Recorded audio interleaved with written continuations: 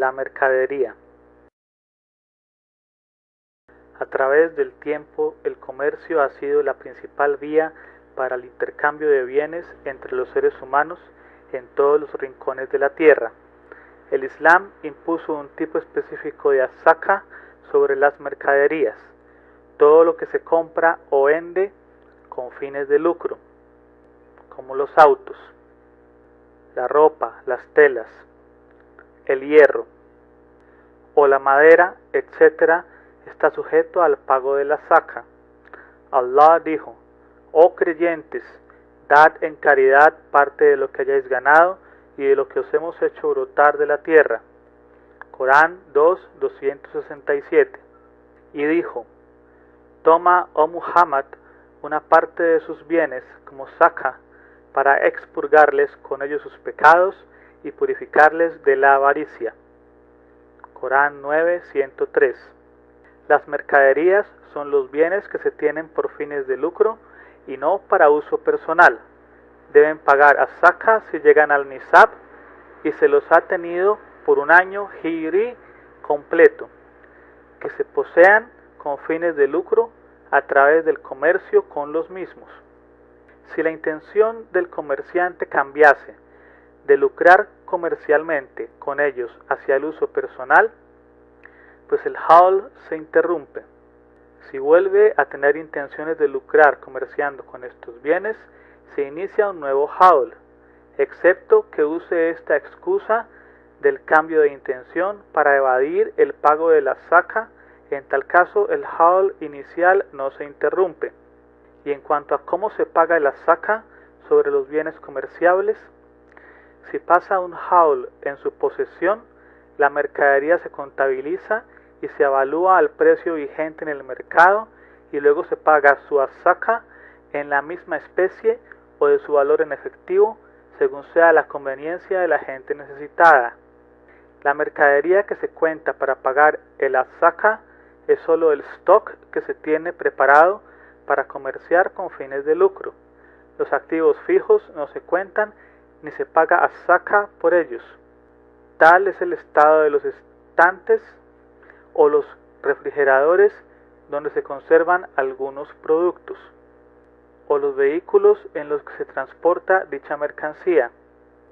Otra aclaración es que lo importante es tener el nisab al principio y al final del haul, pues es difícil contabilizar durante todo su transcurso. ¿Cómo calcula el comerciante azaca de sus dineros? Y por lo tanto los eruditos tienen medidas directas y fáciles. 1. Primero el comerciante avalúa su stock comercial al precio vigente en el mercado. 2. Luego agrega lo que tenga de dinero sin importar si es para su uso personal o comercial. 3. Luego agrega las deudas que pueda esperar cobrar. 4. Luego resta del total anterior lo que él adeuda a otros. Finalmente paga la zaca sobre el total resultante, un cuarto del diezmo o el 2,5. Profeta, que la paz y las bendiciones de Alá sean con él.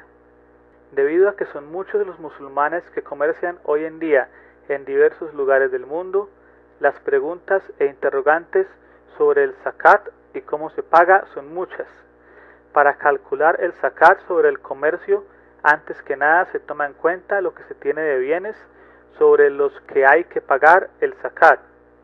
Esto se debe ser hecho el día en que debe ser pagado el zakat.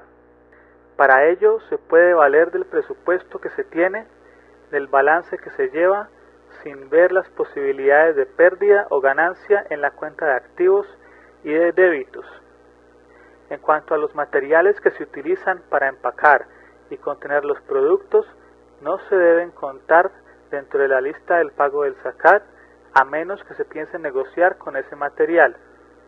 En el caso de que el envase o empaque incremente el valor de una mercancía, se debe contar dentro de los bienes sobre los que se impone el zakat, como las bolsas especiales. En cambio, si no aumentan el precio de la mercancía, entonces no entran en la lista de bienes para que se cobre sobre ellos el zakat. Es importante recomendar a todos los comerciantes, ya sea que vendan al menor o al por mayor, que lleven siempre bien sus cuentas financieras. Igualmente, el ajuste de cuentas y el seguimiento debidos a lo que se tiene, de lo que se compra y de lo que se vende, ayuda al comerciante a saber el valor de la mercancía que tiene en su posesión. Si el precio de la mercancía cambia entre el día que se hizo obligatorio el pago del zakat y el día en que se entregó el dinero, entonces solo se paga el valor del día en que se hizo obligatorio el pago y no del día en que se va a pagar, así haya aumentado o disminuido. En cuanto a la mercancía que no ha sido entregada o recibida aún antes del día en que se hace obligatorio el pago del zakat, se debe tener en cuenta el siguiente aspecto. Si en el momento en que se realizó la compra de la mercancía se pidió que fuera llevada directamente a las bodegas de la persona que la compró, entonces en cuanto es cargada en el camión o medio de transporte que la va a trasladar a la bodega o puerto del comprador, pasa a ser de su propiedad y por ende debe ser contabilizada e incluida en el pago de su zakat. Si por el contrario la mercancía se lleva primero a la bodega del vendedor, entonces no debe ser contabilizada dentro de los bienes que tiene la persona que la haya comprado. Por ende, no debe pagar el zakat por ella, sino hasta el momento en que la reciba. Si los bienes y el dinero para el pago del zakat se encuentran en monedas diferentes, u oro o plata, se hace un cálculo para saber la proporción o la cantidad o el equivalente en la moneda que el comerciante usa comúnmente en sus negocios y el precio de cambio es el precio que esté al día en el momento en que esté haciendo dicho cálculo. En cuanto a la mercancía que ha sido comprada para pagarla en un término establecido y que puede ser largo o corto, pero que la persona que la ha comprado todavía no la ha recibido, entonces esta persona no debe contar dichos bienes dentro de los que debe pagar el zakat, pero el vendedor, si es musulmán, obviamente, debe contarlos dentro de su estado de cuenta para pagar el zakat por ellos, porque son todavía de su propiedad. Sobre las mercancías que son materia prima, con las cuales se producen los demás bienes, como el acero, el hierro y el aluminio para la producción de automóviles, o los aceites para la preparación de jabones, por ejemplo, para pagar el zakat por ellas se debe tomar.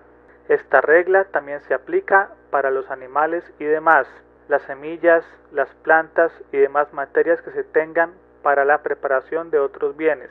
En cuanto a las materias secundarias que no son o que no entran propiamente y directamente en la producción de los demás bienes, como lo es la gasolina o el petróleo, por ejemplo, entonces sobre estos bienes no debe cobrarse al-zakat como los bienes fijos. En cuanto al pago de al-zakat sobre los bienes que no han sido terminados de construir o fabricar, se debe calcular el precio según el estado en el que estén y se paga al-zakat cuando llegue al haul, según el precio al que se pueda vender. Si a las mercancías se les suma otra causa por la que se deba pagar al-zakat, como el sembrado, entonces no se paga como sembrado, sino que se paga como mercancías para el comercio. Con el paso del tiempo y los avances en el comercio, surge lo que se denomina sociedad comercial. Una sociedad empresarial tiene un capital inicial de $3 millones. Dividió su capital inicial en 10.000 partes iguales. Cada una de estas partes con valor de $300 cada una. La administración de la empresa se encarga de pagar zakat de las acciones en representación de los accionistas, si su sistema principal incluye esto, o si el accionista la delega en esta acción. Si la empresa se encarga de pagar zakat, la asamblea jurisprudencial pertinente a la organización de la conferencia islámica adopta la opinión de que al-zakat se calcula sobre el total de las acciones según el concepto del dinero mezclado citado en la purificada Sunna en cuanto a la zakat del ganado. Algunos jurisprudentes generalizaron este concepto a todo tipo de fondos. Así se considera todas las acciones como propiedad de una sola persona y se calcula zaká sobre su total en cuanto al nisab, cantidad mínima imponible para pagar zaká, al valor del zaká, etc. La mayoría de los ulemas no soportan la opinión de aplicar la regla del dinero mezclado en cuanto a calcular al zaká de las empresas, sino que se calcula al zaká de cada accionista separadamente. Es digno de mencionar que la segunda conferencia de la Asamblea de Investigaciones Islámicas concuerda con la opinión de la mayoría de los ulemas en esta cuestión. Así no aplica la regla del dinero mezclado, sino considera cada fondo separadamente. Por eso decidió lo siguiente: en las empresas donde se participan varios individuos, no se aplica la calculación de al-zaká sobre el total de las ganancias de las empresas, sino que se calcula al-zaká de cada participante separadamente. La administración de la empresa debe, en este caso, restar de su capital las acciones que no son imponibles para al-zaká, como las acciones de hábitos públicos, acciones de asociaciones caritativas, los fondos fijos que no son imponibles como los edificios, los despachos, los muebles, los coches usados y otras existencias imponibles. Pero en caso de que la empresa no pague al-zaká, los accionistas deben pagarlo de la siguiente manera. Se calcula al-zaká de las empresas agrarias como el de las cosechas. Las empresas comerciales calculan su zaká a base de la suma del fondo y de la ganancia, y las acciones se evalúan según su valor mercantil a la hora de calcular al-zaká. En las empresas industriales se calcula al-zaká de las acciones según la ganancia neta, no se considera las máquinas, los edificios, etc. En caso de que el accionista venda sus acciones durante al-hawl, año financiero lunar, se añade su precio a su fondo y se calcula al-zaká sobre ambos. En cuanto al comprador de las acciones, debe pagar al-zaká por las acciones compradas, como antes se ha mencionado. Clases de fondos que no son imponibles para al-zaká, como lo que sale del mar, por ejemplo, las perlas, los corales, los peces, excepto cuando se convierten en bienes comerciales, lo que se alquila, como los edificios, los coches, etc., no son imponibles para al-zaká, sino que se paga al-zaká sobre su renta si consigue al-nisab, cantidad mínima imponible para pagar zaká, y pasa al-hawl, año financiero lunar. También no se paga al-zaká por las cosas utilizadas como el coche y la casa.